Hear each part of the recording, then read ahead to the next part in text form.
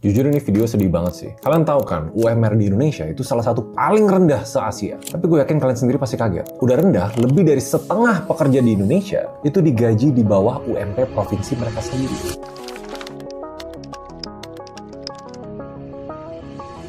Dan untuk memperparah, masalahnya tuh bukan cuma di level individu ya. Di level wilayah, 31 dari 36 provinsi, itu 86% ya. Mereka yang netapin UMP di bawah standar kebutuhan hidup layak. Jadi bahasa simpelnya gini, mayoritas warga Indonesia hidup di bawah kebatasan layak. Dan jujur gue sempat nanya sih, kok bisa? Apa yang salah? Apa pemerintah? Apa SDM-nya? Karena kalau kita bandingin ke luar negeri, gue nggak nemu jawabannya, ceritanya makin absurd. Kalau buat full time, upah pekerja di Indonesia cuma $1 per jam. Itu paling murah di seluruh Asia Tenggara. Bahkan di bawah Kamboja $1,1, Malaysia $3,7, Singapura $24. Salah satu yang bikin gue miris karena negara kita itu bukan negara yang kerja paling santai. Jam kerja kita itu nggak kalah panjang dibanding negara-negara lain. Tenaganya ada, kompensasinya yang nggak nyambung.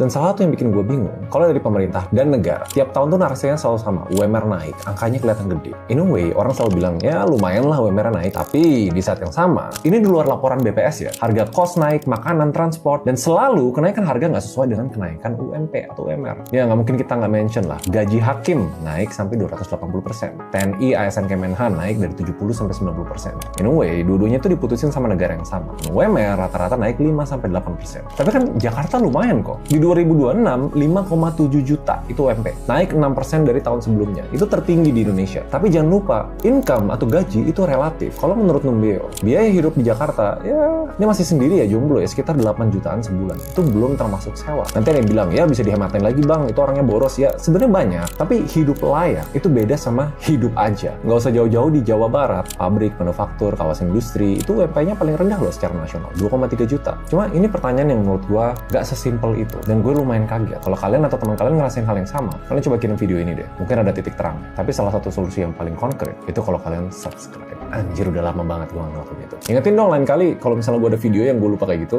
komen aja di bawah. Padahal yang tadi kita cuma bahas pengeluaran loh, belum lagi aset beli rumah. Datanya udah banyak nunjukin lah, nggak perlu gue mention. Bahasa simpelnya, beli aset makin jauh, kerja keras doang nggak mungkin bisa ngejar harga aset rumah dan teman-temannya. Tapi gue pernah dikritik, ya jangan cuma lihat Indo doang lah, lihat global, lihat negara tetangga kita.